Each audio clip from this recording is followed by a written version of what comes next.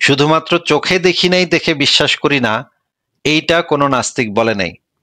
আমাদের আগের যে আলোচনাটা হয়েছিল সেই আলোচনাটা ছিল সাক্ষ্য বিষয়ে। সেই সাক্ষ্য বিষয়ে যখন আলোচনা হয় তখন প্রত্যক্ষ করা সেটা একটা ইম্পর্টেন্ট ফ্যাক্টর। যদি প্রত্যক্ষ কেউ না করে তাহলে সে সাক্ষ্য দিতে পারে না।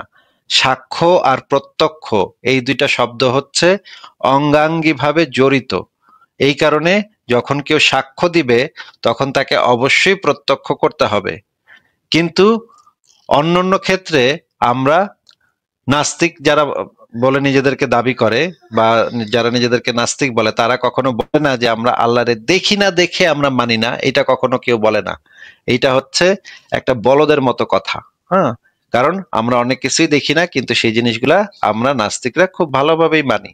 যেমন করোনা ভাইরাস কয়েকদিন আগে আসলো, আমরা কি করোনা ভাইরাস দেখছি? কেউই তো দেখে নেই। এটা শুধুমাত্র পরীক্ষাগারে মাইক্রোস্কোপ দিয়ে এই ধরনের ভাইরাস ব্যাকটেরিয়া এগুলাকে দেখা যায়। তাহলে কি আমরা করোনা ভাইরাসকে আমরা মানি না নাকি? অবশ্যই মানি। আমরা তো বাতাসও দেখি না, তাহলে কি আমরা মানি না নাকি বাতাস আছে? অক্সিজেনও তো দেখি না, তাহলে কি আমরা মানি না নাকি? অবশ্যই মানি। এইগুলার সপক্ষে আমাদের কাছে বৈজ্ঞানিক প্রমাণ আছে। বৈজ্ঞানিক প্রমাণ বলতে বোঝাচ্ছি অবজেক্টিভ এভিডেন্স। অবজেক্টিভ এভিডেন্স যদি আমাদের কাছে থাকে তাহলে আমরা সেই জিনিসগুলো অবশ্যই মানি। কিন্তু যে জিনিসগুলো শুধুমাত্র মানুষের কিছু মানে প্রাচীন যুগের মানুষের অন্ধবিশ্বাসের ফলাফল, অন্ধবিশ্বাস যেগুলোর সপক্ষে কোনো প্রমাণ নাই, সেগুলা আমরা অবশ্যই মানি না। এখন আপনি বললেন যে আপনার কাছে নাকি আল্লাহর প্রমাণ আছে, এটা তো তাহলে খুবই ভালো কথা। আল্লাহর প্রমাণ যদি থাকে তাহলে তো আপনি আল্লাহর যদি একটা অবজেক্টিভ প্রমাণ আমাদেরকে দেখাইতে পারেন তাহলে তো আপনি একটা নোবেল পুরস্কারও পাওয়া যাবেন আজকে। আমাদের এই যে মানে চুনাহাগা মাদ্রাসা থেকে এমডি হাসান মন্ডল আজকে নোবেল পুরস্কার পাবে, এটা তো আমাদের জন্য বিরাট একটা সৌভাগ্যের ব্যাপার হবে। আমরা নোবেল কমিটিকে আমরা বলবো যে এই যে দেখেন আমাদের বাংলাদেশে একটা চুনাহাগা মাদ্রাসা থেকে উঠে আসা এমডি হাসান মন্ডল বিরাট একটা মানে বৈজ্ঞানিক প্রমাণ আমাদেরকে দিবেন বা অবজেক্টিভ প্রমাণ আমাদেরকে দিবেন, যেটার মাধ্যমে আমরা আল্লাহ যে আছে সেই জিনিসটা আমরা বের করতে পারবো। তাহলে তো ভাই বিরাট একটা ব্যাপার হবে, আমরা তো মানে বিখ্যাত হয়ে যাব, বাংলাদেশের নাম হবে। ডক্টর মোহাম্মদ ইউনূসের পর আরেকজন নোবেল পুরস্কার বিজয়ীকে আমরা দেখতে পাবো। এটা তো ভাই আমাদের জন্য বিরাট একটা গৌরবের ব্যাপার, বিরাট একটা আনন্দের ব্যাপার। আপনাকে তো আমরা খুঁজছিলাম, আপনি এতদিন কোথায় ছিলেন ভাই? আপনাকে তো আমরা মানে হারিকেন দিয়ে খুঁজতেছিলাম, আপনি এত চুনাহাগা মাদ্রাসাতে লুকায় কেন ছিলেন? তাহলে আজকে আপনি আমাদেরকে সেই অবজেক্টিভ প্রমাণটা দিয়ে দেন যে আপনার আল্লাহ পাকের সপক্ষে যে অবজেক্টিভ প্রমাণটা আছে সেটা অবশ্যই দিয়ে দেন। অবশ্যই আপনার কথা আমরা শুনবো। কিন্তু তার আগে আমরা আপনাকে একটু জিজ্ঞেস করতে চাই, অবজেক্টিভ প্রমাণ বলতে কি বোঝায় সেটা কি আপনি অন্তত বোঝেন? অবজেক্টিভিটি কাকে বলে, অবজেক্টিভ হয় কিভাবে, সেটা কি আপনি বোঝেন, নাকি সেটা আপনাকে বোঝায় বলতে হবে? এইবার আমার প্রশ্নটার উত্তর দেন, বলেন। আচ্ছা, ঠিক আছে। আপনি প্রথমে হচ্ছে মানে ব্যঙ্গ করে কথাটা বললেন। যাই হোক, সমস্যা নাই। আপনি অবজেক্টের কথা বারবার বলতেছিলেন। তো বিজ্ঞান এই বিষয় নিয়ে বিশ্বাস করে না, কিন্তু আপনাকে আপনাকে জিজ্ঞেস করেছি অবজেক্টিভ জিনিসটা আমি কি, সেটা সেটাই একটু বলতেছি, আমাদেরকে আমি বলেন। সেটাই বলতেছি। আর কোনো আর বাড়তি কথা বলেন না, এটা আগে বলেন তারপর অন্য কথা বললেন। মানে প্রশ্ন শুধু কি আপনি আমাকে করবেন, আমি আপনাকে প্রশ্ন করতে পারবো না? হ্যাঁ, আপনি অবশ্যই প্রশ্ন করবেন, আপনার প্রশ্ন আমরা শুনবো। এই মুহূর্তে আমরা আমাদের জানা দরকার, আলোচনার সাপেক্ষে আমাদের জানা দরকার আপনি অবজেক্টিভ জিনিসটা বোঝেন কিনা। না বুঝলে আপনি বলতে পারেন যে আমি ভাই আমি এটা অবজেক্টিভ জানি না। অবজেক্টিভ বিষয়টা বুঝি, বাট হয়তো সংজ্ঞাটা মনে নেই। কিন্তু বিষয়টা হচ্ছে যে কোনো কিছুর অস্তিত্ব থাকা, এই বিষয়টা আমি পড়েছিলাম, বাট আমি অ- সংজ্ঞাটা ভুলে গেছি। আহ, অস্তিত্ব থাকাটা হচ্ছে যেমন অবজেক্টিভ, এটাকে অবজেক্টিভ বলে। আমি আমি মানে শিওরিটি মনে নেই, কিন্তু আমি বিষয়টা পড়েছি। যেমন আপনার এই বিষয়টা আমি আমি বলি, যেমন আচ্ছা, বিজ্ঞান অবজেক্টিভ বলে যে কাকে বলে? অবজেক্টিভের বিপরীতটা হচ্ছে সাবজেক্টিভ। অবজেক্টিভ কাকে বলে আর সাবজেক্টিভ কাকে বলে, আর একটু সহজ করে দিলাম আপনার জন্য। অবজেক্টিভের বিপরীত শব্দটা হচ্ছে সাবজেক্টিভ। হ্যাঁ, আর আপনি বলেন যে আচ্ছা আচ্ছা, আপনি অবজেক্টিভ বলে কাকে দেন। বলে আচ্ছা আর ঠিক আছে, আপনি সাবজেক্টিভ বলে দেন, কাকে এটা বলে। বলে দেন, আপনি এটা বলে দেন। ঠিক আছে, এটা বলে দেন, তারপর আমি বলতেছি। মানে আপনি এটা তাহলে জানেন না সেটাই তো নাকি? আমি একবার শুনেছিলাম, কিন্তু আমি বললাম তো কতটা এমন নেই, যে আচ্ছা, সত্য মনে কথা। করেন, মনে করেন যে একজন বলল যে মা কালী আছে ভাই, হ্যাঁ মা কালী আছে। আচ্ছা। আমি জিজ্ঞেস হুম। করলাম যে ভাই মা কালী যে আছে এটার প্রমাণ কি ভাই? সে বললো আমাকে ভাই গ্রন্থ আছে, সেই গ্রন্থের ভিতরে লেখা আছে, ওই গ্রন্থটা আমরা বিশ্বাস করি, তাহলে তো মা কালী হুম। আছে। সংজ্ঞাটা কি? কিসের সংজ্ঞা? এই যে অবজেক্টিভ সংজ্ঞাটা কি, এটা কি সংজ্ঞা হলো? সেটা এটা তো বলবো, সেটা বলবো, উদাহরণ হলো। সেটা বলবো পরে। আগে কথা শুনে নেন। এই যে মা কালী যে সে বিশ্বাস করে, সেটা যে সে বিশ্বাস করে, সে মনে প্রাণে বিশ্বাস করে, তার ছোটবেলা থেকে তার বাপ মাও বইলা দিছে হ মা কালী আছে, এই জিনিসটাকে বলা হয় সাবজেক্টিভ বিশ্বাস।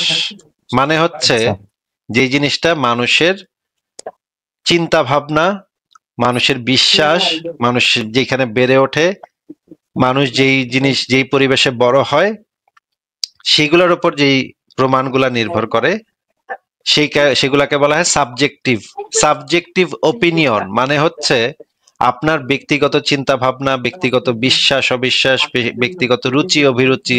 যেমন ধরেন আপনি যদি বলেন যে পৃথিবীর সবচাইতে সেরা খাবার হইতেছে গরুর মাংস দিয়া ভাত, হ্যাঁ, এটা হুম হবে আপনার সাবজেক্টিভ ওপিনিয়ন। মানে হচ্ছে আপনার ব্যক্তিগত ভাবে আপনার কাছে এই জিনিসটা ভালো লাগে। এটা সত্য যে আপনার কাছে ব্যক্তিগতভাবে জিনিসটা ভালো লাগে, কিন্তু তারপরে এটা হচ্ছে একটা সাবজেক্টিভ ওপিনিয়ন, কারণ এটা আপনার ব্যক্তিগত রুচি, আপনার চিন্তার উপরে নির্ভর করতেছে। একজন আচ্ছা ব্যক্তির আচ্ছা বা একজন কিছু একটা কোনো একটা সত্তার চিন্তার উপরে যখন নির্ভর করে, বিশ্বাস অবিশ্বাস, রুচি অভিরুচি, প্রকৃতি পরিবেশ ইত্যাদির উপরে যখন নির্ভর করবে, তখন সেটাকে বলা হয় সাবজেক্টিভ। ঠিক আছে, আচ্ছা বুঝতে অবজেক্টিভ পারছেন? তাহলে হুম আগে সাবজেক্টিভটা বোঝেন, আগে সাবজেক্টিভটা আগে বুঝতে পেরেছি ভালোভাবে বুঝতে বুঝলে পেরেছি তখন আপনি অবজেক্টিভটা ভালোভাবে বুঝতে পারবেন। আর বিপরীত দিকে অবজেক্টিভ হচ্ছে নির্ভর করে হচ্ছে যুক্তি তথ্য প্রমাণের উপরে। যেমন ধরেন আচ্ছা যেমন ধরেন পানির অণুকে ভাঙলে হাইড্রোজেন এবং অক্সিজেন পাওয়া যায়। হ্যাঁ দুই অনু এটা তো, আচ্ছা হ্যাঁ হ্যাঁ, ঠিক আছে, খুবই ভালো। এই জিনিসটা যদি একজন হিন্দু মানুষ পরীক্ষা করে তাইলেও যেই রেজাল্ট পাবে, একজন মুসলমান পরীক্ষা করলে একই রেজাল্ট পাবে, একজন ইহুদি হ্যাঁ পরীক্ষা করলে একই রেজাল্ট পাবে। মনে করেন একটা বাইটটা লোক মানে পরীক্ষা করলে একই রেজাল্ট পাবে, একটা লম্বা লোক পরীক্ষা করলে একই রেজাল্ট পাবে, একটা ছেলে করলেও একই রেজাল্ট, মেয়ে করলেও একই রেজাল্ট, একটা হিজড়া করলেও একই রেজাল্ট, একটা সমকামী করলেও একই রেজাল্ট। যে কেউ পৃথিবীর যে কেউ পরীক্ষাটা যদি সঠিকভাবে করতে পারে, রেজাল্টে কোনো পার্থক্য হবে না। এটা আসবে না হ্যাঁ কোনো ব্যক্তির উপরে নির্ভর করতেছে না, মানে কোন ব্যক্তি পরীক্ষাটা করতেছে তার উপরে নির্ভর করতেছে না, নির্ভর করতেছে মানে প্রসিডিওরটা আপনি ঠিকভাবে ফলো করতেছেন কিনা। প্রসিডিওরটা যদি ঠিকভাবে ফলো করেন তাহলে আপনি জিনিসটা পাওয়া যাবেন। যেমন ধরেন আরেকটা উদাহরণ, যেমন ধরেন আপনি নিশ্চয়ই পিথাগোরাসের উপপাদ্য পড়ছেন। হ্যাঁ অবশ্যই ত্রিভুজের দুই কোণের মানে square A square plus B square is equal to C square, তাই না? আচ্ছা হ্যাঁ বা ধরেন মানে ত্রিভুজের তিন কোণের সমষ্টি 180 ডিগ্রি, এটা হচ্ছে ইউক্লিডিয়ান জিওমেট্রির একটা ফাউন্ডেশন। তিনটা কোণ, ত্রিভুজের তিনটা কোণকে যদি আমরা যোগ করি তাহলে 180 ডিগ্রি হয়। এই জিনিসটা আচ্ছা আচ্ছা পৃথিবীর যে কোনো মানুষ যদি যোগ করে তাহলে সেম রেজাল্ট হবে একই হবে, সেম হবে। এটা এটা ঠিক কোনো আছে ব্যক্তির এটারও এটা কোনো হ্যাঁ হ্যাঁ ব্যক্তির বিশ্বাস অবিশ্বাস, ব্যক্তির চিন্তা ভাবনা, ব্যক্তির গায়ের রং, আপনার চুল লম্বা নাকি চুল ছোট, আপনি কি দিয়ে খাইছেন আজকে, আপনার পেটে ব্যথা নাকি মাথায় ব্যথা, কোনো কিছুর উপর নির্ভর করে না। শুধুমাত্র নির্ভর করে প্রক্রিয়াটা আপনি ঠিকভাবে ফলো করতেছেন কিনা সেটার উপরে, সেটার সপক্ষে কতটুকু যুক্তি প্রমাণ পাওয়া যাচ্ছে সেটার উপরে, কোনো আচ্ছা ব্যক্তি বিশেষের চিন্তার উপরে না। এই জিনিসটাকে বলা হয় অবজেক্টিভ প্রমাণ। এবং প্রমাণ আচ্ছা শুধুমাত্র অবজেক্টিভই হতে পারে, সাবজেক্টিভ কখনো হতে পারে না। ঠিক আছে, এটা আমি আপনাকে লাস্টে বলে দিলাম, এটা আগেই বলা উচিত ছিল কিন্তু লাস্টে বলে দিলাম। ওকে থ্যাঙ্কস মনে বলছেন করেন না, এবার কি আমি বলবো শেষ হয়নি, কথা শেষ হয়নি। ওকে ধরেন একটা আদালতে সবসময় প্রমাণ হিসেবে উপস্থাপন করতে হয় অবজেক্টিভ প্রমাণকে। যেমন ধরেন আহ আপনাকে যদি ডাকা হয় যে আপনার কি মনে হয় যে আহ, কলিমুদ্দিনকে কে খুন করছে, আপনি বললেন যে আমার কাছে মনে হইতাছে আক্কাসে খুন করছে। এইটা হবে আপনার সাবজেক্টিভ ওপিনিয়ন, মানে আপনার সাবজেক্টিভ আচ্ছা আচ্ছা মতামত, আপনার ব্যক্তিগত মতামত। এই ব্যক্তিগত মতামতের কোনো মূল্য আদালতে থাকবে না। আপনার ওকে ব্যক্তিগত মতামতের উপর ভিত্তি করে কেউকে কখনো কোনো দণ্ড দেয়া যাবে না। এটা ইনভ্যালিড। এই ধরনের যদি আপনি ব্যক্তিগত মতামত দেন বা ব্যক্তিগত বিশ্বাস বলেন, আপনি যত জোরেই চিৎকার করে বলেন না কেন যে ভাই আমার বিশ্বাস, ভাই আক্কাসই খুন করছে, ভাই আমার বিশ্বাস, ভাই আমি এটা বিশ্বাস করি, ভাই আক্কাসই খুন করছে, ভাই হ্যাঁ বিশ্বাস করেন ভাই, আমি বিশ্বাস করি আক্কাসই খুন করছে, এইটার 2 পয়সারও কোনো মূল্য পৃথিবীর কোনো আদালত দিবে না। কারণ এটা হচ্ছে আপনার সাবজেক্টিভ ওপিনিয়ন বা সাবজেক্টিভ চিন্তা, হুম এইটার কোনো প্রামাণিক ভ্যালু মূল্য নেই নাই। প্রামাণিক হলে হতে কোনো পারে, নাও জ্ঞান নেই। হতে পারে, এটা হচ্ছে জাস্ট নিজের পার্সোনাল মতামত। এটা ঠিক এটা আছে, আপনার বুঝলাম। এটা মানে মনে করেন আপনি এসে বলতেছেন ভাই, ভাই আমি একটা বইতে পড়ছি ভাই আক্কাসে খুন করছে ভাই, আমি একটা বইতে পড়ছি ভাই, বইটারে আমি বিশ্বাস করি ভাই, অনেক বিশ্বাস করি, বইটারে আমি সারাদিন চুমা দিই, এতেও কোনো লাভ নেই। হ্যাঁ, এগুলো সমস্ত কিছু ইনভ্যালিড। কিন্তু যদি আপনি গিয়ে আদালতে গিয়ে বলেন যে আক্কাসে খুন করছে, কারণ আমার কাছে কিছু প্রমাণ আছে, যেমন ধরেন যে এই যে ডেড বডির পাশে যেই রক্তটা পাওয়া গেছে না, সেই রক্তটা আক্কাসের রক্তের সাথে ম্যাচ করে। আপনি পরীক্ষাগারে ডিএনএ টেস্ট করেন, ডিএনএ টেস্ট করলে দেখবেন যে এই রক্তটা আক্কাসেরই রক্ত। মানে আক্কাস যখন মারতে গেছিল তখন তার গায়ে একটু আঘাত লাগছিল এবং তার গায়ে থেকে একটু রক্ত এখানে পড়ছে, এই রক্তটাই হইতেছে সেইটা। এইটা হচ্ছে অবজেক্টিভ প্রমাণ, এইটা হবে অবজেক্টিভ প্রমাণ। এটা কোনো ব্যক্তির বিশ্বাস অবিশ্বাস, রুচি অভিরুচি ইত্যাদির উপর নির্ভর করে না। এইটা আচ্ছা, ঠিক সম্পূর্ণভাবে আছে। আপনার আপনার বিশ্বাস অবিশ্বাসের ঊর্ধ্বে। এটা হচ্ছে একটা ওকে, ভ্যালিড প্রমাণ, এটা হচ্ছে একটা অবজেক্টিভ প্রমাণ। ঠিক আছে এবং তাহলে। হ্যাঁ, যখনই আপনি কোনো কিছু প্রমাণ করতে যাবেন তখন আপনার সবসময় অবজেক্টিভ প্রমাণ দিতে হবে, যেটা কোনো চিন্তার উপরে, বিশ্বাস অবিশ্বাসের উপরে, কোনো ওকে, মানে ধারণার উপরে, কোনো রুচি অভিরুচির উপরে নির্ভর করবে না, নির্ভর করবে যুক্তি এবং প্রমাণের উপরে। এইবার আপনাকে আবারও সেই প্রশ্নটা করি যে আপনি যে বললেন আপনার কাছে প্রমাণ আছে, আপনার কাছে কি সাবজেক্টিভ অপিনিয়ন আছে নাকি অবজেক্টিভ প্রমাণ আছে, বলেন এবার। হ্যাঁ বলেন। বলুন ভাইয়া। আমি 2 মিনিট কথা বলতে পারবো? 2 মিনিট শুধুমাত্র অবজেক্টিভ বলেন। প্রমাণ থাকলে সেটা আগে দেন, তারপর আপনাকে 2 মিনিট দিব। আচ্ছা, আমি যদি বলেন যে আমার অবজেক্টিভ প্রমাণ যদি চান, আপনারা যেহেতু অন্যদিকে যাবেনই না, তো আমার কথাই বলতে হচ্ছে, যেহেতু আপনাদের কোনো কথা বলাই যাবে না। তো আমার অবজেক্টিভ প্রমাণের ক্ষেত্রে আমি বলবো যে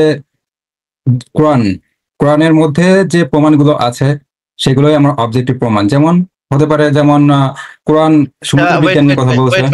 ওয়েট, কোরআনে জি। কি একজন মানুষ বিশ্বাস করতে পারে, আরেকজন মানুষ অবিশ্বাসও তো করতে পারে, তাই না?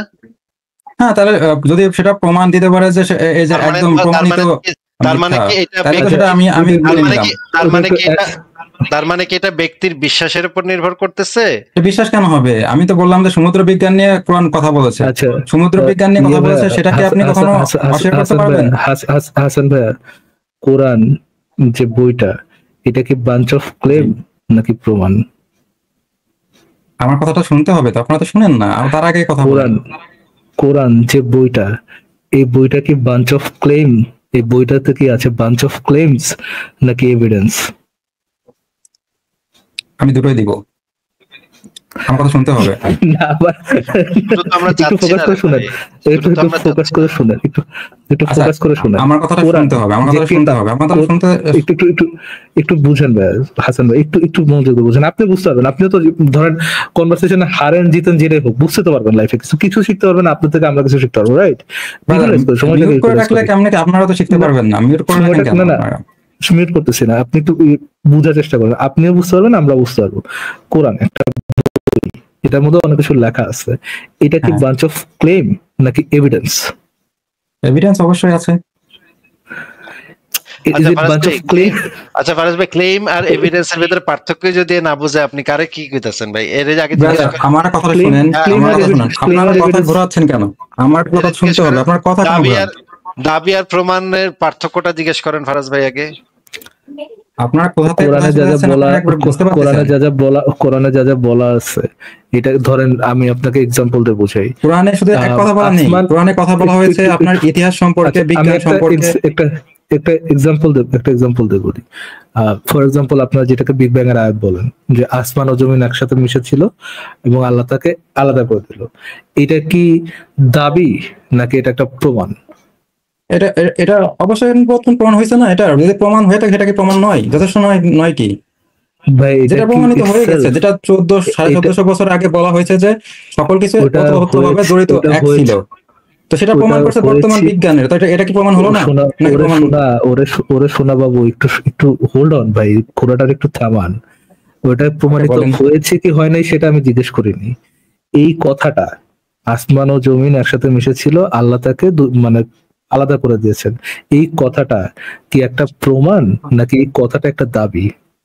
প্রমাণ। এই কথাটাই কার সাথে কথা, কার সাথে ভাই কথা? দাবি কি তো কথা করেছে, বলছেন? আপনাদের মতো আছে দাবি, আমার কথা বুঝেন, আপনাদের মতো দাবি বাট আমার মতো সেটা প্রমাণ, কারণ এটা বর্তমান বিজ্ঞান প্রমাণ করে দিয়েছে। কেমনে আপনারা তো কেমনে ভেটকাচ্ছেন কথা কও নিজেদের ভাই? মতো, বলছেন যে আপনারা 4-5টা নোবেল পাবেন, তো আপনারা কেন ভেটকাচ্ছেন? আরে ভাই, আগে আমার কথা আপনি বুঝেন, দাবি আর এটা আমাদের ভাই, প্রমাণ, আপনাদের কাছে সেটা দাবি, আমার কথা বুঝতে ধরেন হবে। ধরেন ধরেন আমি আসলে আপনাকে হবে না, ইয়ে ঠিক বলি। আছে? আপনারা মনে করতেছেন না আপনারা বিশ্বের সব থেকে শেষ বিজ্ঞানী ধ- আইনস্টাইন নিউটন হবে, আপনারা হাসান নিজেদের মনে করেন, কিন্তু পড়াশোনা করতে হাসান গেলে ভাই, দেখা গেল যে একটু ডার্ক একটু ম্যাটার সম্পর্কে একটু আমাদের কোনো ফোকাস করে, আইডিয়া নেই। সোনা বাবু একটু ফোকাস করে শুনেন, সোনা বাবু একটু ফোকাস করে শুনেন। ধরেন জি আপনার গ্র্যাভিটি আবিষ্কারের আগে আমি কোন একটা কিতাবের মধ্যে লিখে দিলাম যে আম, বল, আমি কোন একটা বল ছুঁড়ে মারলে বা বল যদি ছুঁড়ে মারি ওটা নিচে পড়ে, কেননা পৃথিবী এটা তাকে নিচের দিকে টানে। আমি এটা লিখে দিলাম, আমি আচ্ছা, শুধুমাত্র এই কথাটা লিখে দিলাম। এটা কি আমার একটা দাবি হইলো নাকি এটা একটা প্রমাণ হইলো? গ্র্যাভিটি তখন আবিষ্কার হয়নি, এটাকে একটা দাবি আপনারা হলো না নিজেদের প্রমাণ হলো? প্রমাণ দিবেন নাকি আমাদের কথাটা শুনবেন? আপনারা তো নিজেদের খালি উদাহরণই দিয়ে যাচ্ছেন। এই যে ভাই বলটা যে উদাহরণটা আপনি দিচ্ছি, বলতেছেন বলটা তো নিচে উদাহরণ আসবে সেটা সবাই জানে, আর এই যে কথাটা বলা হয়েছে কোরআনে, কোরআনে যে কথাটা বলা হয়েছে যে সকল কিছু এক ছিল, এটা কি কখনো কেউ ভাই জানতে পারছে? যেমন চাঁদ সম্পর্কে বলা হয়েছে লক্ষ্মী যে শোনা, একটু চাঁদের নিজস্ব কথাটাকে আলো নাই। ফোকাস, আমার কথাটা ফোকাস করে শুনতে হবে, আমার কথাটা একটু ফোকাস করে আমার শুনে কথা তো ফোকাস তারপরে করে করতে শুনতে হবে। হবে, আপনারা তো শুধু নিজেদের কথাটাই শুনতে চান। আপনি আপনি শুনেননি দেখে আপনি এই কথা বলতেছেন। আমি আরেকবার বলি, ধরেন গ্র্যাভিটি আবিষ্কারের আগেই, গ্র্যাভিটি তখন আবিষ্কার করা হয়নি, তার আগে আমি কোন একটা কিতাবের মধ্যে লিখলাম আমি যদি বল ছুঁড়ে মারি তাহলে এটা নিচের দিকে পড়ে, এই জন্য কেননা পৃথিবী বলটাকে নিচের দিকে পৃথিবী সবকিছুকে নিজের দিকে টানে। আমি এরকম একটা কথা আবিষ্কারের আগেই, মানে গ্র্যাভিটি আবিষ্কারের আগেই এরকম একটা কথা কোন একটা কিতাবে লিখে দিলাম। এই যে আমি কথাটা কিতাবে লিখে দিলাম, এটা কি একটা প্রমাণ নাকি এটা একটা দাবি? ফারাজ ভাই আমার মনে হচ্ছে দাবি তাকে কেন হবে? এটা তো প্রমাণই হয়েছে, কারণ যেহেতু এটা এটা সে এটা প্রমাণ পাইছে, প্রমাণ। তো এটা আচ্ছা দাবি আচ্ছা কেন হবে? ঠিক আছে এটা তো প্রমাণিত। আরে বুঝতে ভাই, পারছি এমডি হাসান, বুঝতে পারছি আপনাকে না একটু মিউট আপনারা করি, বুঝতে আপনাকে একটু মিউট করি ফারাজ ভাই। আমার মনে হচ্ছে দাবি আর প্রমাণের পার্থক্যটাও আমি তাকে একটু বুঝাইতে চাই, কারণ এই টাইপের মুমিনের সংখ্যা তো আসলে বাংলাদেশে মানে মাদ্রাসাতে হাজার হাজার, হ্যাঁ, লাখ লাখ আছে। এই না বুঝাইলে তো এগুলো, যদিও কিছু বুঝবে বলে মনে হচ্ছে না, তারপরে আমাদের দায়িত্বটা হচ্ছে এদেরকে বলা। তো ফারাজ ভাই আমি আপনার সাথেই কথা বলি। ফারাজ ভাই, আমি একদিন স্কুলে গেলাম, স্কুলে যাওয়ার পরে আমাকে আমাদের টিচার, কেমিস্ট্রি টিচার বলল কি যে আসিফ আসিফ জানিস পানির অণুকে ভাঙলে হাইড্রোজেন এবং অক্সিজেন পাওয়া যায়।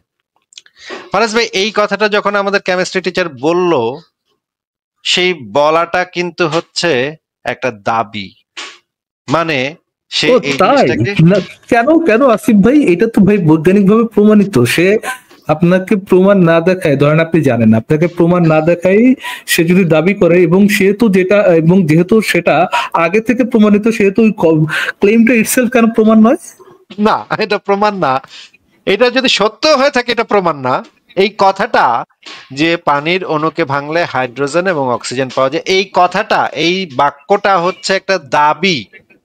তখন আমি বললাম স্যারকে, স্যার আপনি যে এই দাবিটা করলেন, আবারও শোনেন ফারাজ ভাই, আপনাকে বলতেছি না, আপনি নিশ্চয়ই আপনি এগুলো ভালোভাবেই জানেন, কিন্তু এই টাইপের মুমিনদেরকে মানে একদম ধরে ধরে বুঝাইতে হয় প্রত্যেকটা ওয়ার্ড আসাদ ধরে ভাই ধরে একটু বুঝাইতে ফোকাস হয়। করে শুনেন।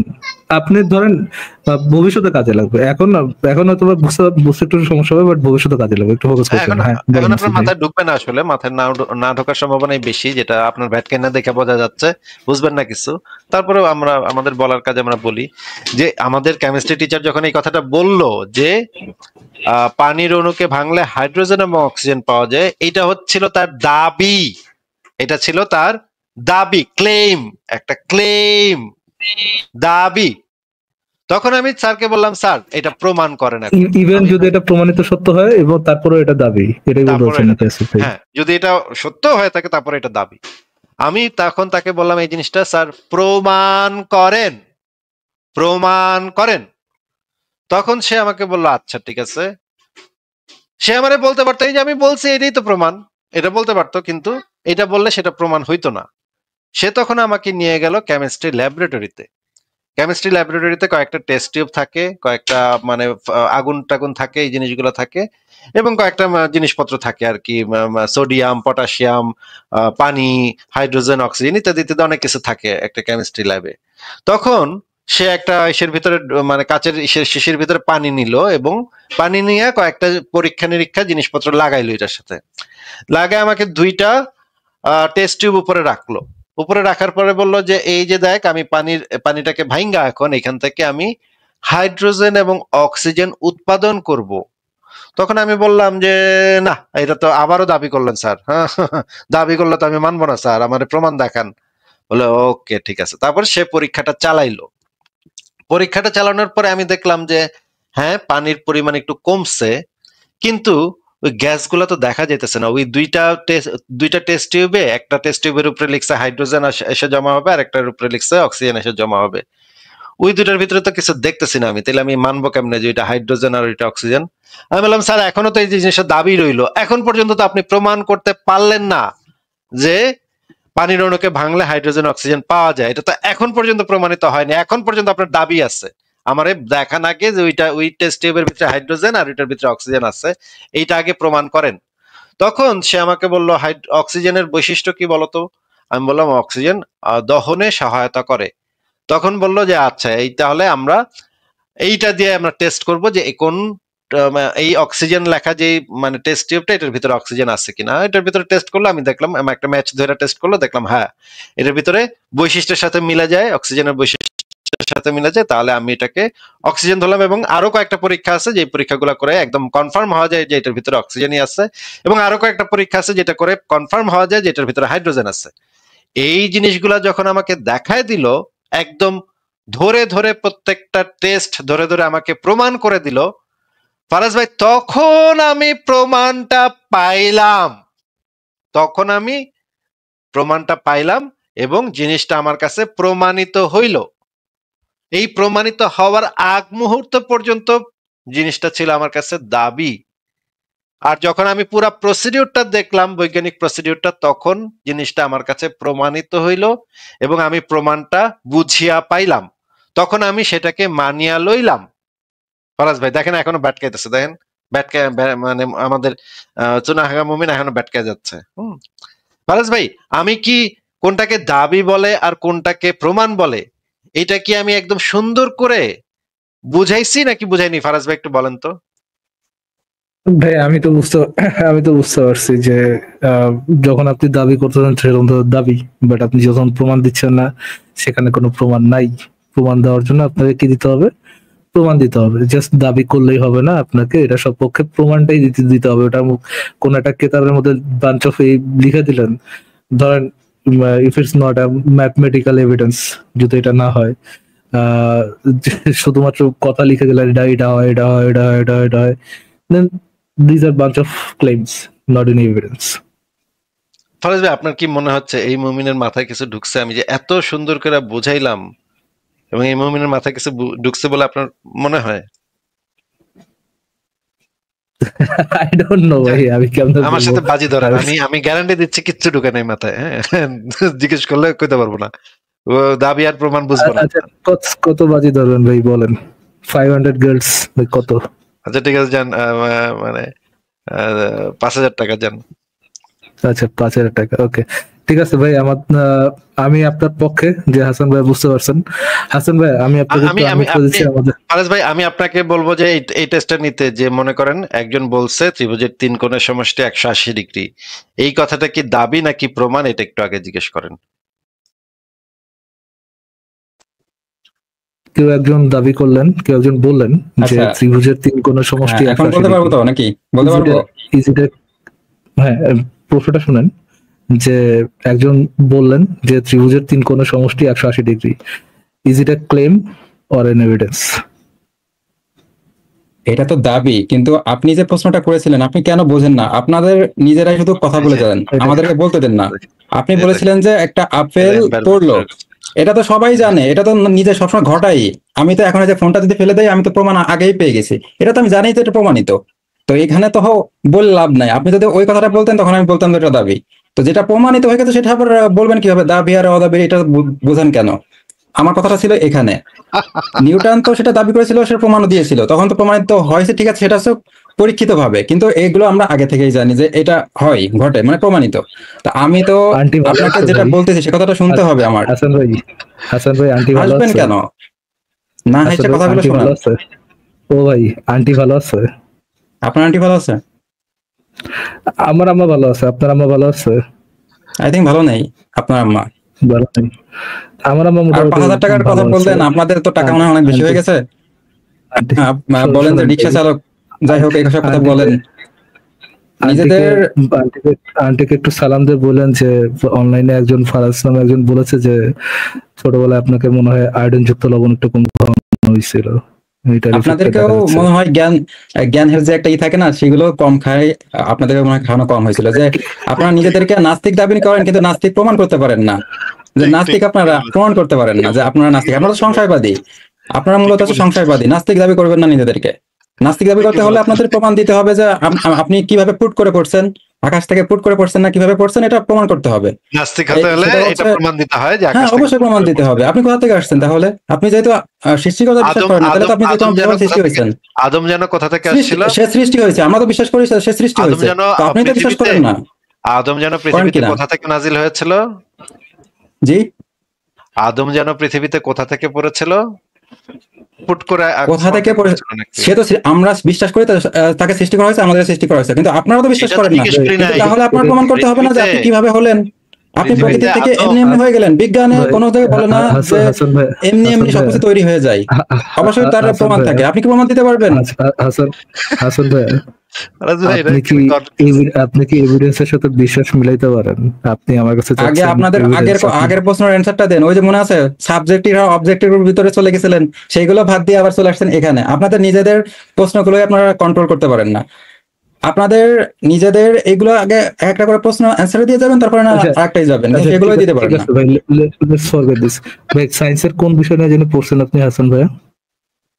সায়েন্সের কোন বিষয় মনে হয়? কোন বিষয় নিয়ে পড়াশোনা আপনার? সায়েন্সের কোন সাবজেক্ট নিয়ে পড়াশোনা? কি নিয়ে অনার্স করতেছেন না কি করতেছেন আপনি?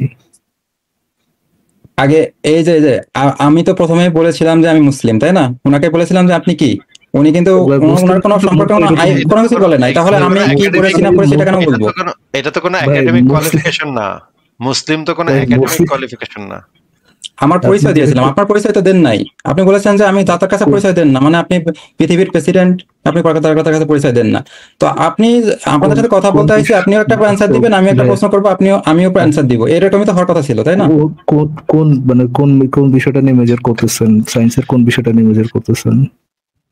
আমি যেটা করি, আমার কথাটা শুনেন। আমি পড়াশোনা, আমি যেটা করি ওটা তো ম্যাটার করে না। ম্যাটার করে হচ্ছে যে আপনার প্রশ্নটা, যেখানে ম্যাটার করে আপনি কি আপনার 16 Pro Max? এটা ম্যাটার করে? এটা তো আপনারাই বলছেন যে আমি রিক্সা চালাই, কিন্তু এদিকে আমার কাছে 16 Pro Max আছে। যাই হোক, এটা তো আপনাদের নিজেদেরই বোকামি, কারণ আপনারা নিজেরাই বোঝেন না কোনো কিছু। এটা বোঝা যায় যে মূর্খ কারা। এটা আপনারা নিজেদেরকে মূর্খ বানাইছেন, এটা আমার কাছে বলে লাভ নেই। 100% guilty as charged, bro, guilty as charged, no doubt about it, guilty as charged. Hasan Mondal ভাই, গুগল করে নিন guilty as charged কি জিনিস। আচ্ছা যাই হোক, আমার এই নিলাম অবজেক্টের প্রশ্নের অ্যান্সারটা দেন। আপনি অবজেক্টের এই প্রশ্নের অ্যান্সারটা দেন যে আপনি যে নাস্তিক, আপনার যে আপনি যে নাস্তিক অবজেক্ট প্রমাণ দেন। অবজেক্টিভ বানানটা এটার প্রমাণ দেন। আপনি কিভাবে হইলেন আমাদেরকে প্রমাণ দিবেন না যে আমি এইভাবে হয়েছি, এটা প্রমাণিত, বিজ্ঞান প্রমাণ করে দিয়েছে, এরকম দিবেন না ভাই? অবজেক্টিভ বানানটা করুন ভাই। আপনি অবজেক্টিভ বানানোর এখানে কি আবার আসলেন কেন? আপনাদের নাস্তিকদের স্বভাবই তো একটাই, যে একটা প্রশ্ন করবেন কিন্তু চলে যাবেন অন্য জায়গায়। অবজেক্টিভ মানে বানান করতে আসছেন, আমি বানান করতে এখানে আসছি, আপনি এখানে নাস্তিক, আপনি প্রমাণ করেন আপনি নাস্তিক, আমি মুসলিম প্রমাণ করে দিচ্ছি। অবজেক্টিভ বানানটা পারবে না ভাই, আমি গ্যারান্টি আমি কোনো কিছুই পাই না। আপনারা তো অনেক নোবেল পাইছেন, 4-5টা নোবেল পাইছেন একজন করে। ফরাজ ভাই 5,000 টাকা আপনার কাছে পাই, কিন্তু ফরাজ ভাই 5,000 টাকা আমি জিতে গেছি। এটাই তো, আমি তো বলেই দিচ্ছি, সেটা তো বলেই দিলাম, কে আমি পারছি না পারছি সেটা আমি বলেই দিলাম। আপনি এই যে আপনারা যে আছেন থিওরির মধ্যে, যে আমরা নাস্তিক থিওরি, আপনি মোস্ট প্রবলেম কথা শুনে বোঝা যাচ্ছে যে হয়তো বা ইন্টার পর্যন্ত পড়াশোনা করছেন, হয়তো মানে এট ম্যাক্স আর কি ইন্টার পর্যন্ত পড়াশোনা করতেছেন। আমি আপনার পড়াশোনা এডুকেশন কোয়ালিফিকেশন খোঁজা দিচ্ছি না, জাস্ট বোঝানোর জন্য বলতেছি আর কি। আপনি আরো একটু পড়াশোনা করেন, সময়টা যান, ইউনিভার্সিটিতে ভর্তি হন, যখন আপনার একটু মাথা খুলবে, মানে জ্ঞানী হবেন এরকমটা না, বাট কনভারসেশন কিভাবে ইনিশিয়েট করতে হয়, কনভারসেশন কিভাবে বুঝতে হয়, আগাইতে হয়, ওই জিনিসটা যখন বুঝবেন, একটু ম্যাচুরিটি আসবে, তখন ধীরে ধীরে আইসেন। এখন ভাই আই থিঙ্ক আপনি যেভাবে কথা বলতেছেন, যদি আপনার এলাকার মানুষ দেখে, আই থিঙ্ক আপনার এলাকার মানুষ জন্য একটু লজ্জিত হবে, যদি যারা একটু জানে বুঝে। ঠিক আছে আসিফ ভাই, do you want to continue or should we? না না, আমি তো বলবো যে রেগুলারই আসেন, আপনি রেগুলার আসেন, অসুবিধা নাই, কথাবার্তা বলবো না আমরা। আপনি কিন্তু ভাই মানে এইটা আমার মনে হয় এট সাম সেন্স ভাই যে চাইল্ড অ্যাবিউজ, বুঝছেন? এই যেটা যেটা হইলো ভাই, বুঝছেন? আমার আমার এট সাম সেন্স মনে হচ্ছে চাইল্ড অ্যাবিউজ হয়ে গেল। আমাকে ওই যে করলেন আমার ভাই, চাইল্ড অ্যাবিউজার বললেন আমাকে, ছি, আমি মন খারাপ করলাম। এইটা ভাই মনে হচ্ছে ভাই, দেখেন মানুষের আহ, ধরেন ধরেন একজন অ্যাডাল্ট হয়ে গেছে, হ্যাঁ, বাট সে হচ্ছে কি এতটা ডেন্স, তার চিন্তাধারা হচ্ছে চাইল্ডের মতো। এখন তাকে যদি আপনি করেন, তাকে যদি আপনি অনলাইন হিউমিলেটেড হয়ে যায়, মানে আমরা করি, মানে সে আমাদের করার জন্য রাস্তায় করে দেয়, এন্ড আলটিমেটলি যদি হিউমিলেটেড হয়ে যায় এবং ছেলেটা চেহারা দেখায় আসে, এনিহাও, যদি এটা তো অনলাইনে থাকবে, অনলাইন থেকে কখনো মুছে যাবে না। বাট আপনার কি মনে হয় না এট সাম সেন্স এটা তার সারা জীবন একটা স্কার থাকবে, যে বাইরে ভাই কি অপমানটা হয়ে আসছি? না, এটা হচ্ছে এখন টেরই পাইতেছে না, এই যে অপমান হয়েছে সে বুঝতে পারতেছে না এখন। হ্যাঁ, এরে যখন তার কোনো বাট একটা পর্যায়ে যেতে পারবে ভাই, যখন ধরেন একটা চাইল্ডকে যেভাবে অ্যাবিউজ করা হয়, 2-4 বছর পরে গিয়ে সে রিয়ালাইজ করবে যে তার এই বুদ্ধিটা তো, যখন যদি হয় কখনো একটু লবণ টবণ, আয়োডিন যুক্ত লবণ টবণ খায় বালকেরা, তাইলে তখন সে বুঝতে পারবে যে এইখানে গিয়ে অপমানিত হয়েছিলাম। কারণ অপমান বোঝাটার জন্য যে মিনিমাম বুদ্ধিটা লাগে, সেইটুক বুদ্ধি আছে বলে মনে হইতেছে না। হ্যাঁ, এখন ফারাজ ভাই আমি একটা করে দিই যে এটা কিন্তু আমি এই অপমানটা করতাম না। দেখেন আমার কাছে বেচা just mail version of Nadia মনে হইতেছে। What can I say Asif ভাই? আমি এই অপমানটা করতাম না, কিন্তু আমি এত সুন্দর করে এর একটা জিনিস বোঝানোর পরে সে যখন এই যে মানে ইয়াগুরিটা করলো, মানে ওই পুরা মানে আমি তাকে বোঝাইতেছি, সে ব্যাটকায় গেল এর মধ্যে, এবং পরে দেখলাম যে সে কিছুই বোঝে নাই। তখন তো ভাই মেজাজ খারাপ হওয়া একটা স্বাভাবিক বিষয়, তাই না? এই টাইপের সুনাহাগা, এই টাইপের মানে একেবারে মাথার ভিতরে কিচ্ছু নাই। হ্যাঁ, দেখেন এখন ব্যাটকায় যাচ্ছে, দেখেন এর কোনো সেন্সই নাই। সে যে 2-4 বছর পরে যে that's why I'm calling him a child ভাই, এই জন্য তো চাইল্ড বলতেছি যে ডেনসিটি স্টুপিডিটি, মানে স্টুপিডিটির ডেনসিটিটা তো খুব অনেক বেশি, মানে 16 Pro Max এর কাছাকাছি আর কি। তো সেইখানে তো ভাই মানে he seems like a child, right? এটা তো একটা অ্যাবিউজ হয়ে যাবে পরে। পরে ভাই সে গিল্ট না বলে পরে দেখেন আপনি গিল্টে পড়ে যাবেন যে সেটা আমি কি করলাম। এটাও তো একটা, মানে আমরা নিজেরা গিল্টে পড়ে যাবো যে কি করলাম এটাও তো একটা সমস্যা আছে। তাই ঠিক আছে, তাহলে এমনি হাসান মন্ডল ভাই, আপনি এই ভিডিওটা আবার একটু দেখবেন শুরু থেকে, এবং মাঝে মাঝে দেখবেন, যখন আপনি ফ্রি সময় পাবেন তখন এই ভিডিওটা আবার রিওয়াইন্ড করে দেখবেন। হ্যাঁ, আপনি কোনো একটা এসে বলে দিবেন যে আপনি যে নাস্তিক, এর প্রমাণটা দিয়ে দিবেন, ঠিক আছে? আজ পর্যন্ত কোনোদিনও পারবেন না, সারা জীবনও কোনোদিন পারবেন না। আর আপনাদের এখানে যারা যারা দেখতে তারা সবাই নাস্তিক, আমাকে বেশি কথা বলবে, এটা স্বাভাবিক, অস্বীকার করছি না। কিন্তু আপনিও জীবনে কোনোদিন প্রমাণ দিতে পারবেন না যে আপনি নাস্তিক, আপনি সংশয়বাদী। আমি এখানে দাবি করতেছি আপনি সংশয়বাদী। যদি আপনি ভাই কথা মানে বের করে যাচ্ছেন, মুহাম্মদের বাপেও কি প্রমাণ দিতে পারবে যে মুহাম্মদ একজন আস্তিক ছিল? এটা কি মুহাম্মদের বাপে প্রমাণ দিতে পারবে যে মুহাম্মদ আস্তিক ছিল? আই গেস ভাই উনি মানে উনি ওই লেভেলের স্টুপিড কথা বলতেছে না, মানে সে তার কথার সে সাজাইতে পারতেছে না সে কি বলতে যাচ্ছে। সে বলতে যাচ্ছে যে সে মানে তার নাস্তিকতার ডেফিনেশন হচ্ছে যে prove that there is no God, হ্যাঁ, যে আপনার নস্টিক এথিস্ট যে পজিশনটা, সেই পজিশনটা দিয়ে বলতেছে যে আপনি তো প্রমাণ করতে পারবেন না there is no God। তো এবং আপনার ওটা হয়তো ওটা বোঝানো যাচ্ছে, আই থিঙ্ক সে এইভাবে বলতেছে আর কি, যে আপনি প্রমাণ করতে পারবেন না যে আপনি নাস্তিক। মানে সেন্টেন্সটা স্টুপিড, বাট সে বলতে যাচ্ছে হচ্ছে যে আপনি তো প্রমাণ করতে পারবেন না যে there is no God. I think এটাই বলার চেষ্টা করতেছে। আপনি যেহেতু আপনি প্রমাণ করতে পারবেন না দেয়ার ইজ নো গড, সেহেতু আপনি সংশয়বাদী। আপনি ওনার ভুল, ওনার এই ডেফিনেশনটা ভুল, বা ডেফিনেশনটার সাথে আমরা একমত না আর কি। কিন্তু তাইলে তো সেটা নিয়ে আলোচনা করা যাইতো, কিন্তু আপনি যেটা মানে খোলাসা করে দিচ্ছেন তার কথাটা, এইটাই কি সে বুঝাইতে চাইছে কিনা সেটা একটু তার কাছ থেকে একটু ক্ল্যারিফাই আমি হয়ে আসি। pretty much sure, আমি pretty much sure. বলা আচ্ছা, যদি হাসান ভাই আপনাকে এটাই বুঝে। হাসান ভাই আপনি কি এটা জি বুঝাইতে বলেন। চাইছেন যে আমরা প্রমাণ করতে পারবো না যে আল্লাহ নাই, এইরকম এইটা কি, বা ঈশ্বর নাই এইরকম, এটা কি আপনি বুঝাইতে চাইছেন? আপনারা তো সবসময় বলেন যে মানে আল্লাহ নাই না, আপনাকে আচ্ছা, আপনি যে এসব বললেন না যে আপনাকে অবজেক্ট দিতে সেটাই আমার মানে আমি আমার যে আল্লাহ আছে, আরে তাই না? ভাই সেটাই জিজ্ঞেস করতেছি তো, আপনি হ্যাঁ সেটা সেটাই। বলেন, এটাই আপনি তো বুঝাইতে চাইছেন এতক্ষণ, তাই না? আমি তো তারপরে বললাম যে হ্যাঁ আমি প্রমাণ দিব, সেটা আমি দিব, কিন্তু তার আগে আপনারও প্রমাণ দিতে হবে যে আপনি যে নাস্তিক সেটারও অবজেক্ট থাকা লাগবে। আপনি যে প্রমাণ, আপনার যে প্রমাণটা অবজেক্ট থাকতে থাকা হবে না, লাগবে না, অথেন্টিক যে প্রমাণটা থাকবে না, অবজেক্ট থাকা লাগবে না ভাই, অবজেক্ট থাকা লাগবে না এটা। কেমন থাকা লাগবে না? যদি থাকা না লাগে তাহলে আপনি প্রমাণ কেমনে দিবেন বলেন? তাহলে আমার প্রমাণটা তো নিতে হবে। আমি কিভাবে প্রমাণ পাইছি, আমি আল্লাহর কিভাবে বিশ্বাস করি? তাহলে আমার কথাটা শুনেন যে আমি কিভাবে আল্লাহর বিশ্বাস করি। ভাই, এই কেন মুহূর্তে object কথা থাকা বলবো, লাগবে? object থাকা লাগবে ভাই। ওই, আল্লাহ রে, আল্লাহ, ভাই আজকে আমি আসলে আজকে সবকিছু আমি হয়ে যায় না। ইসলাম, আপনি ভাই, হেসে হেসে ভাই, ভাই, আপনারা এইসব করে হাসান 4টা হাসান নোবেল ভাই, পান নাই, আমিও একটা পাই না, হাসান আপনিও ভাই, 4টা নোবেল পুরস্কার পান। আচ্ছা মিউট, আরে হাসান ভাই, ভাই, আজকে তো আমি ইমানি ফিরে পাচ্ছি ভাই। আরে সোনামণি, ইস, ফারাজ ভাই, কেমনে ভাই কেমনে আল্লাহ না মানে থাকলে এই বান্দায় বাইচে আছে কেমনে? এটা তো একটা মিরাকল, তাই না? এটা একটা মিরাকুলাস ব্যাপার। এই বুদ্ধি ভাই দিয়ে একটা মানুষ, বয়সে বয়সে তো আমার ছোট ভাইয়ের ছোট ভাই হবে, মানে যদি বয়সের ক্ষেত্রে যাই, তাহলে কেমনে ভাই আর এটা অবজেক্ট একটা থাকা লাগবে কেমনে, কি কব ভাই, আমি তো বাকরুদ্ধ আছে অবজেক্ট থাকা লাগবো।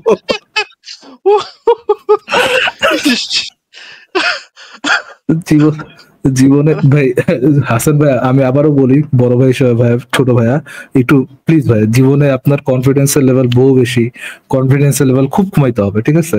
যে কোনো জায়গায় যান এই কনফিডেন্সের কথা জীবনও বলেন না, আগে শুনেন, আগে যে কোনো জায়গায় আটকে যাবেন, যাচ্ছে না। 10টা কথা বলার আগে, মানে 2টা কথা বলার আগে অ্যাটলিস্ট 20টা কথা শুনবেন যে কি বলতেছে, বলার পরে বুঝে শুনে 2টা কথা বলবেন। এইভাবে যদি কন্টিনিউ করেন ভাই, কমেন্ট সেকশনের দিকে একটু তাকান, হাইসে ফাটা ফেলা যাচ্ছে ভাই আপনাকে নিয়ে, ঠিক আছে? প্লিজ আচ্ছা, ফারাজ ভাই, শোনো ভাইয়া, এরকম এরকম করেন ফারাজ না ভাই, ভাই। ফারাজ ভাই, আমি যেহেতু সে আপনার আপনি প্রশ্নটা আমাকে বুঝাই দিচ্ছেন, এর প্রশ্নটা আমি বুঝতে পারিনি, এবং সে কি বলছে মানে অবজেক্ট থাকা লাগবে নাকি, সেটাও আমার মাথার উপরে দিয়ে গেছে ভাই। এত জ্ঞানের কথা তো ভাই, অবজেক্ট থাকা লাগবে কি, মানে সেন্টেন্সটা শুনেই ভাই মাথাটা চক্কর বেড়ে উঠছে। তারপরে ফারাজ ভাই, সে যেহেতু তার প্রশ্নটা আপনি আমাকে ক্লিয়ার করে দিচ্ছেন, ওই প্রশ্নটার উত্তরটা আমি একটু দিয়ে দিই যে নাস্তিকতার সংজ্ঞাটা সম্ভবত কখনো বুঝবেও না, জানেও না, মানে বুঝবেও বলে মনে হচ্ছে না, তারপরেও দিয়ে দিই, অন্য দর্শকরা আছে তারা শুনুক। নাস্তিক তাদেরকে বলে যারা ঈশ্বরের অস্তিত্বে অবিশ্বাস করে, যাদের প্রমাণের অভাবে বা যে কারণেই হোক তাদের বিশ্বাসের অভাব আছে, ইংরেজিতে যেটাকে বলা হয় ল্যাক অফ বিলিভ, এটা এদেরকে বলা হয় নাস্তিক। আর আরেকটা ক্যাটাগরি আছে অ্যাগনস্টিক, সেটা হচ্ছে আরেকটা ভিন্ন প্রশ্নের উত্তর, সেটা নির্ভর করে মানুষের জ্ঞানের উপরে। এই শব্দটা এসছে, অ্যাগনস্টিক শব্দটা এসছে নস্টিসিজম থেকে।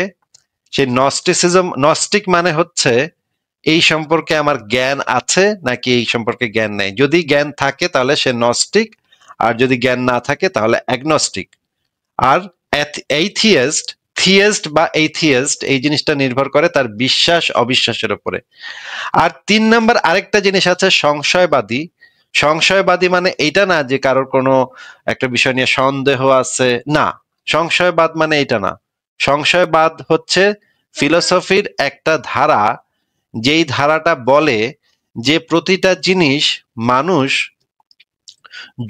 প্রত্যেকটা দাবি সম্পর্কে মানুষ সন্দেহ এবং সংশয় করবে, এরপরে যখন সেটার সপক্ষে যুক্তি এবং প্রমাণ পাবে তখন সেই জিনিসটাকে একসেপ্ট করবে, আর যদি যুক্তি প্রমাণ না পায় তাহলে সেই জিনিসটাকে রিজেক্ট করবে। এই যে চিন্তা করার যে পদ্ধতি, যে পদ্ধতিটা বলছে যে আমরা প্রত্যেকটা জিনিস যাচাই করে দেখব, সন্দেহ করব, সংশয় করব, যাচাই করে দেখব, যদি যুক্তি প্রমাণ পাই তখন আমরা শুধুমাত্র মানব, এই চিন্তা করার পদ্ধতিটাকে বলা হয় সংশয়বাদ।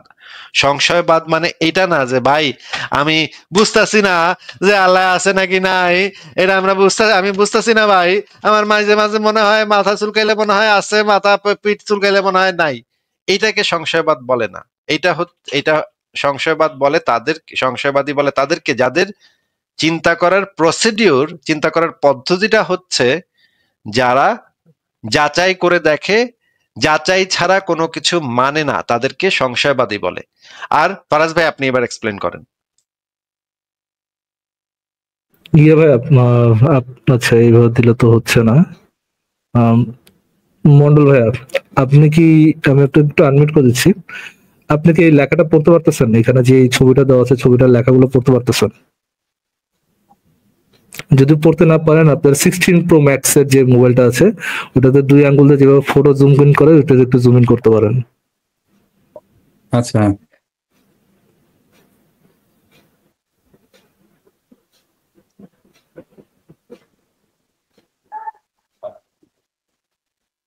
পড়তে পারি। হ্যাঁ তাহলে একটু একটু পড়েন তো এখানে কি লেখা, মানে আপনার জন্য ক্লিয়ার হবে, দর্শকদের জন্য একটু ক্লিয়ার হবে। একটু একটু কষ্ট করে যদি একটু পড়তেন। আপনারাই তো করে দিতে পারেন, সমস্যা কোথায় আছে? নাকি আমার পড়তে হবে? হ্যাঁ আপনি পড়লে ভালো হয় আর কি, মানে ইন্টারাকশনের সুবিধা হবে।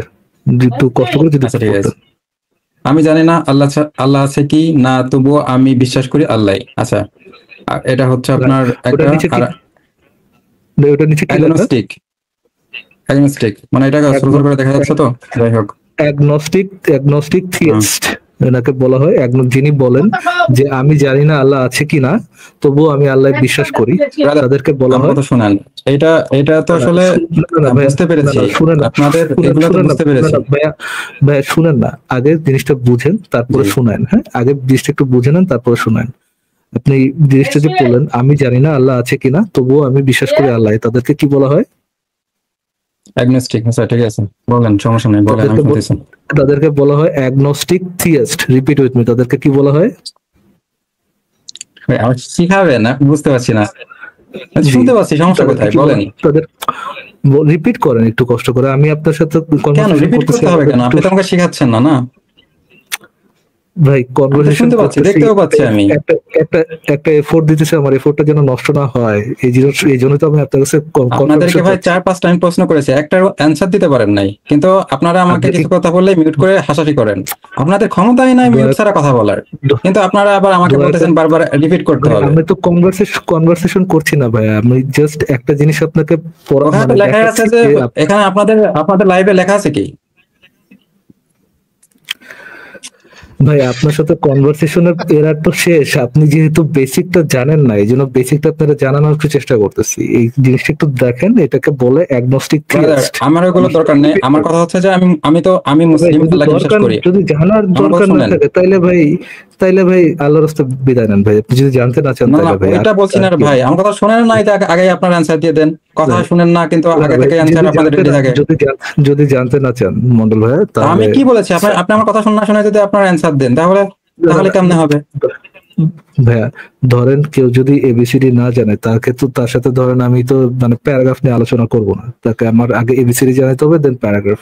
আপনি যেহেতু এবিসিডি এক হচ্ছে জানেন না, দ্বিতীয় হচ্ছে জানতে ইন্টারেস্টেড না, যদি না হয়, যদি জানেনও না, জানতে ইন্টারেস্টেডও না হন, তাহলে ভাই you are just wasting our time. কিন্তু না জানা থাকার পরে উনি ওই বিষয় নিয়ে আলোচনা করতে চান, হ্যাঁ, বিতর্ক করতে চান বা আলোচনা করতে চান। আই থিংক আপনি আমাদের এবং দর্শকদের দুজনকেই সময় নষ্ট করতেছেন। বাট থ্যাংক ইউ হাসান ভাই, যুক্ত হওয়ার জন্য ধন্যবাদ। কথা বলে ভালো লাগলো ছোট ভাই, ভালো থাকেন তাহলে, টেক কেয়ার, বাই বাই। হ্যাঁ না একটা কথা শুনেন, আপনারা না চলে যাও আমার তো ব্রো 16 Pro Max ব্রো। আমার কোয়েশ্চেন ছিল ওরাকা বিন নওফেল সম্পর্কে। যেমন ওরাকা বিন নওফেল তো এখন খ্রিস্টান ছিল নাকি? জি ওকে, তো আপনার এই যদি সে খ্রিস্টান থাকে, হ্যাঁ, তো কাউকে লাইভে কিংবা আগে কোনো একটা লাইভে আসিফ ভাই বলছিল যে ওয়ারাকা বিন নওফেল আপনার খাদিজাকে বলছিল যে মোহাম্মদকে দেখে বলছিল যে এই ভবিষ্যতে নবী হতে পারে। হ্যাঁ, তো খ্রিস্টানিজম কি এরকমই আছে যে মানে সে এটা কেন বললো, হ্যাঁ, মানে কি দেখে তার মনে হয়েছিল যে মোহাম্মদ নবী হতে পারে ফিউচারে?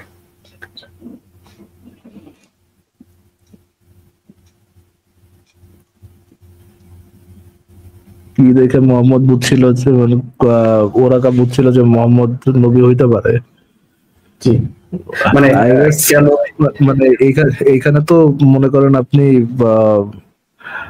একপাক্ষিক ভণ্ডামি পাবেন, এখানে তো অবজেক্টিভ কোনো রিজনিং পাবেন না আসলে, যে কি দেখে তারা মনে করছে, নাকি তারা জেনুইনলি বসে বসে বানাইছে পরবর্তীতে, নাকি এই ঘটনাটাই ইসের সাথে খাদিজার সাথে বিয়ে করার পরে এটা মেড আপ একটা ঘটনা।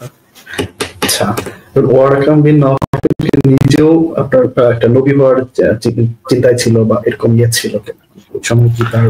এইটার তো কোনো এভিডেন্স আসলে পাওয়া যায় না যে ওয়ারাকা বিন নওফল যে নিজেও কোনো একটা ইয়ে হওয়ার চিন্তা ছিল, এরকম তো কোনো এভিডেন্স পাওয়া যায় না আসলে। আচ্ছা, ওকে, আসিফ ভাই চলে আসছে। আসিফ ভাই ভালো আছেন?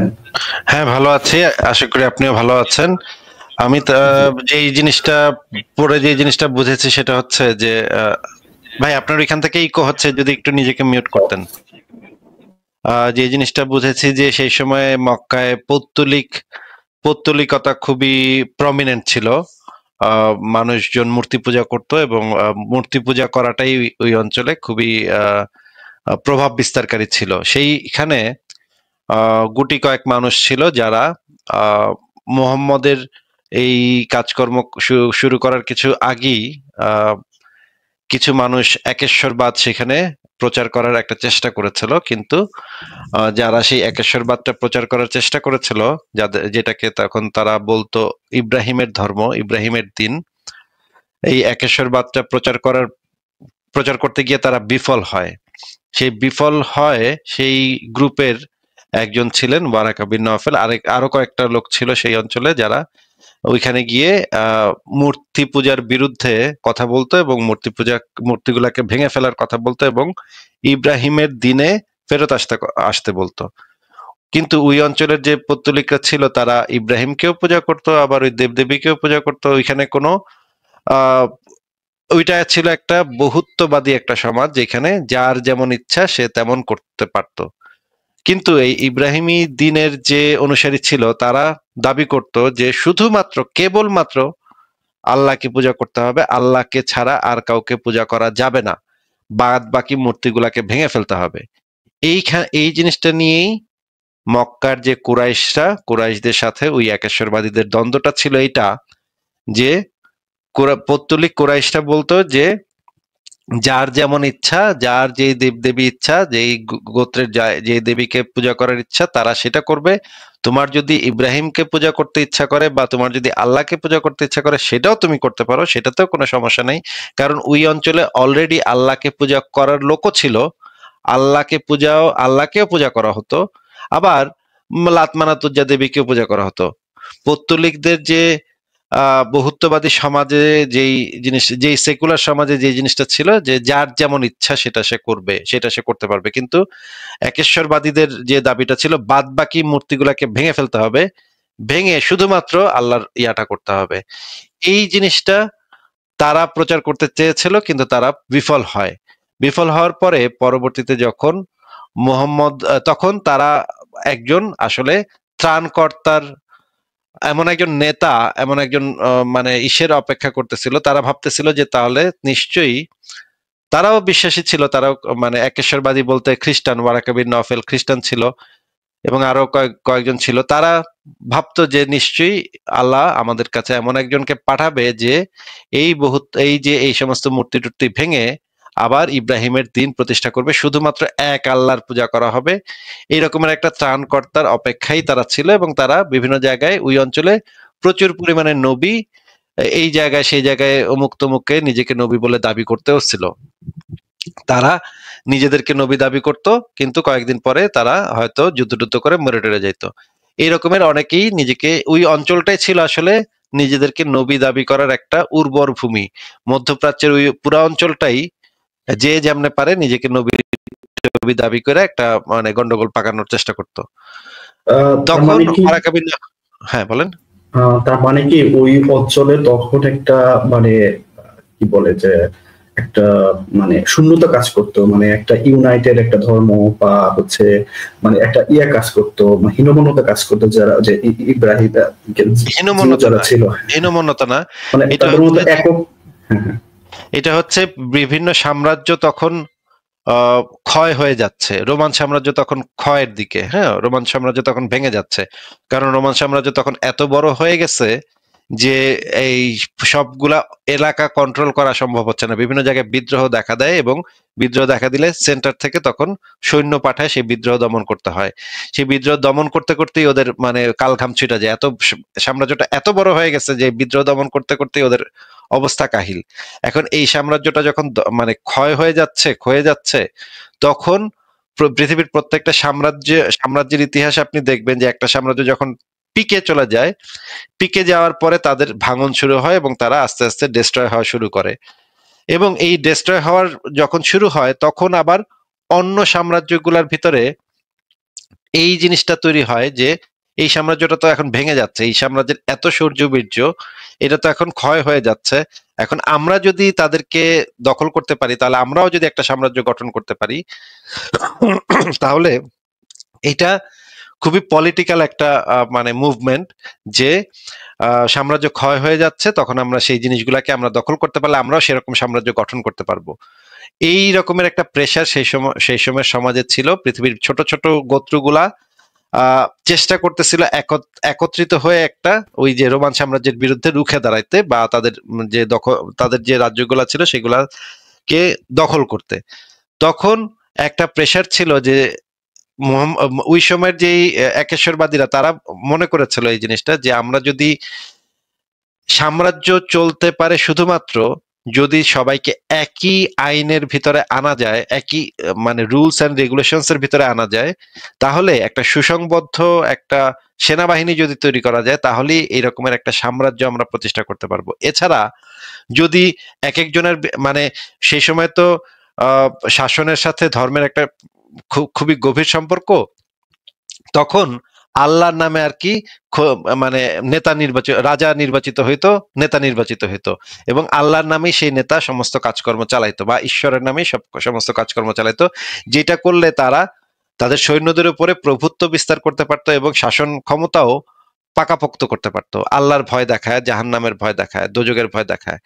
তো এই সময়ে যে যারা ছিল তারা চেষ্টা করতেছিল যে এরকমের একটা সাম্রাজ্য যদি গঠন করা যায়, যে অন্য সাম্রাজ্যগুলো ধ্বংস হয়ে যাচ্ছে, ক্ষয়ে যাচ্ছে, এখন যদি আমরা এমন একটা সিস্টেম তৈরি করতে পারি, যেই সিস্টেমটা সেই সময় মক্কায় চলতেছে, বহুত্ববাদী, এই সিস্টেমে আসলে সাম্রাজ্য প্রতিষ্ঠা করা খুবই দুষ্কর, কারণ এক এক দেবদেব, এক এক লোক এক এক দেবদেবীর পূজা করে, এদেরকে একই কাতারে নিয়ে আসা এবং অন্য দেবদেবীগুলোকে নষ্ট করে দেয়া, এটা আসলে দুষ্কর ব্যাপার। এখন দরকার হচ্ছে এমন একটা সিস্টেম যেখানে সবাই সেন্টার থেকে একই হুকুম পালন করবে, একইভাবে লেফট রাইট করবে। ইসলাম হচ্ছে খুবই একটা, আমি সবসময় বলছি যে এটা হচ্ছে একটা মিলিটারি টাইপের ধর্ম, এটা হচ্ছে একটা মিলিটারি, এটা আসলে কোনো ধর্ম না, এটা একটা মিলিটারি বেজ, একটা সেনাবাহিনী, যে সেনাবাহিনীটা দখল করতে চায় এবং সাম্রাজ্য প্রতিষ্ঠা করতে চায়। আপনি দেখবেন ইসলামের ভিতরে এই যে মিলিটারি যে টেন্ডেন্সি, এটা একদম খুবই প্রকট। দেখবেন যে কেউ যদি এই যে যেমন ধরেন কেউ যদি ধর্ম ত্যাগ করে তাহলে তাকে মেরে ফেলতে হবে, এটা শুধুমাত্র পৃথিবীর মাফিয়া দলগুলা এবং গোয়েন্দা বাহিনী এই কাজগুলা করে। আপনি এখনো দেখবেন যে সেনাবাহিনীর গোপন তথ্য নিয়ে গেছে, এই অভিযোগে সেনাবাহিনী থেকে যদি কেউ বের হয়ে যায় তাহলে তাকে মেরে ফেলা হয়। এই যে জি ভাইয়া, হ্যাঁ, আমি একটু যে মোহাম্মদ হিজাব নামে যে আপনার একটা ইসলামিক যে আছে আপনার হচ্ছে অ্যাপোলজিস্ট দায়ী নাকি ইউকে, তো উনি এটা বলছে, একটা শর্ট দেখলাম যে এটা একটা মিলিটারি ধর্ম, যে মুসলিম ইসলাম ইজ মিলিটারি ধর্ম, মানে সে স্বীকার করছে, সে বলছে আর কি, এরকম একটা শর্ট দেখলাম আর কি। তো এই সময় ওয়ারাকা বিন নওফেলের কাছে যখন মোহাম্মদ আসে, তখন নিশ্চয়ই অনেকেই নবী ছিল, তখন তো সে তাকে সেই কথাটা যে সে খুবই সিরিয়াসলিও বলছিল সেরকমও না, কারণ সে যদি সত্যি মনে করতো যে মোহাম্মদ নবী, তাহলে সে সাথে সাথে মোহাম্মদের ধর্মটা গ্রহণ করতো, কিন্তু শেষ মুহূর্ত পর্যন্ত সে মোহাম্মদের ধর্মটা গ্রহণ করছে এরকম কোনো প্রমাণ নাই। তার মানে সে খুব যে সিরিয়াসলি কথাটা বলছিল তাও না, সে বলছিল সে হয়তো এরকম ঘটনা ঘটে অনেক সময়, যেমন ধরেন আমাদের এক এলাকার আত্মীয় রাতের বেলা কি যেন ভূতটুত দেখছে, হ্যাঁ, ভূতচোদ দেখার পরে আমরা একজন পীর সাহেবের কাছে নিয়ে গেছি, পীর সাহেব তাকে বলে দিচ্ছে আরে না এটা ভালো জিন তোমার দেখছে। ওই ব্যক্তিটা যেন পাগল না হয়ে যায়, ওই ব্যক্তিটা নিজেকে যেন পাগল বলে মনে না করে, সেই কারণে অনেক সময় সান্ত্বনা দিয়ে অনেক সময় আমাদের যে গুরুজনেরা আছে, গুরুজনেরা অনেক সময় এইভাবে এই ধরনের একটা কথা বলে, আরে না না তোমার সাথে কিছু হয় না, এটা কিছু না, এটা ভালো, তোমার আল্লাহ তোমার ভালোবাসে, এটা আল্লাহ তোমার খুশি হয় এটা করছে, এটা তুমি মানে এমন কিছু মনে করো না যে তোমার তোমার খুব জিনে টেনে ধরছে বা ভূতে ধরছে, এরকম মনে করো না। গুরুজনদের কাছে এরকমের মানে একটু পাগলা টাইপের লোকজন, যাদের একটু মানে নানা ধরনের পাগলামি জিনিসপত্র দেখে বা উল্টাপাল্টা জিনিসপত্র দেখে, তাদেরকে সাধারণত এই কথাই বলা হয়। এবং এই কারণেই খাদিজা তার কাছে নিয়ে গেছিল, গুরুজন বয়স্ক মানুষ, সে বলছে আরে না তোমার ভয় পাও না, হয়তো এটা আল্লাহ তোমার এইরকম পাঠাইছে। এই জিনিসটা বলার ফলে নবী মোহাম্মদের ভিতরে তখন এই সেন্সটা গ্রো করছে, এটাকে বলা হয় মেসিহা কমপ্লেক্স। যে জিনিসটা আপনি মানে নেটে সার্চ করে দেখতে পারেন, মেসিয়া কমপ্লেক্স মানুষের ভিতরে থাকলে মানুষের কি কি বৈশিষ্ট্য তৈরি হয় সেই জিনিসগুলো আপনি পড়ে দেখতে পারেন। হ্যাঁ, কি বলতেছিলেন বলেন। জি ভাইয়া, মানে এখানে একটু ইলাবোরেটলি বলছেন, যেটা হচ্ছে যে ওই সময়ে তদানীন্তন সময়ে মোহাম্মদের সময়, তো ওইখানে মনে হয় 4 জন লোক যারা ট্রাই করছিল যে একক মানে এক ঈশ্বরবাদী, একেশ্বরবাদী একটা ধর্ম মানে তাদের মধ্যে একটা প্রচলন করার জন্য। তার মধ্যে ওয়াকার বিন নওফেল একজন। হ্যাঁ, এবং আমরা জানি যে ওয়াকার বিন নওফেলের মাধ্যমে মোহাম্মদ অনেক বেশি প্রভাবিত ছিল। হ্যাঁ, কিন্তু যখন সে মানে প্রভাবিত ছিল এবং মোহাম্মদ তখন ইয়াং বয়স ছিল, মানে সবসময় ইয়াং একটু বৈপ্লবিক চিন্তা বেশি করতে চায়, রক্ত গরম থাকে, হ্যাঁ, যে সবকিছু চেঞ্জ করতে চায়, পৃথিবী সবকিছু চেঞ্জ করতে, এরকম একটা হয়তো চিন্তা ভাবনা তার মধ্যে ছিল, যেহেতু সে ওই মতবাদ দ্বারা প্রভাবিত হয়েছিল। তো যখন সে হচ্ছে তার ধর্মটা মানে ইয়েটা প্রচার করা শুরু করে, তখন কি ওয়াকার বিন নওফেলের যে কনসেপ্ট মানে ফুল কনসেপ্ট তার সাথে কি ভিন্নতা হয়ে গেছিল মনে হয়? না হলে তো ওয়াকার বিন নওফেল সে মুসলিম হতো, মুসলিম আমরা জানি না সে মুসলিম হয় নাই। সো তার মধ্যে মনে হয় একটা না, এই যে ওয়ারাকা বিন নওফেলের কাছে গিয়েছিল একদম ইনিশিয়াল টাইমে, সেই সময় মোহাম্মদের সাথে আসলে কনফ্লিক্ট হওয়ার মতো তেমন কোনো ইয়াই মোহাম্মদের কাছে নাই। মোহাম্মদ খালি উড়াধুরা 2-4টা কথা শুনছে, এই কনফ্লিক্টের কোনো স্কোপই সেই সময় ছিল না। তো ওয়াকার বিন নওফেল কি খুব বয়স্ক ছিলেন ওই সময়? হ্যাঁ, বয়স্ক ছিলেন এবং তার চোখও প্রায় অন্ধ হয়ে গেছিল, ভালোভাবে দেখতে পাইতো না। তো উনি তো ইসলাম গ্রহণ করেন নাই মুহাম্মদের? হ্যাঁ, করেনি। আচ্ছা, এখানে খাদিজার যে আপনার ধন সম্পদ, সেটা কি তার এই যে নবী হয়ে ওঠার কিংবা তার যে কার্যক্রম চালানোর ক্ষেত্রে তার সহায় হয়েছিল? যে খাদিজা যে ধন সম্পদ সেটার ব্যাকআপ যদি না পাইতো তাহলে কি সে করতে পারতো? যেমন হচ্ছে সে দাস শ্রেণী, যারা দাস ছিল তারা তো নির্যাতিত ছিল, তাদেরকে উনি প্রথমে দলে টানার চেষ্টা করছে বিভিন্ন ভাবে, তাদেরকে দাসমুক্ত করে কিংবা টাকা টুকা দিয়ে কিংবা যেভাবে হোক হেল্প করে তাদেরকে দলে আনার চেষ্টা করছে, যেহেতু তার কথাগুলো সপান্ত কেউ শুনতে চাচ্ছিল। হ্যাঁ, অবশ্যই ওই টাকা তো সে সময় কাজে লাগছে, অনেকগুলা দাসকে সে যারা তার পক্ষে আসছে তাদেরকে সে কিনছে এটা দিয়ে। ওকে, ধন্যবাদ আসিফ ভাই, আমার কোয়েশ্চেন এইটাই ছিল। ঠিক আছে হেমু ভাই, ভালো থাকেন তাহলে। জি, আপনি ভালো থাকেন। ফারাজ ভাই, আপনিও ভালো থাকেন, অনেক ধন্যবাদ।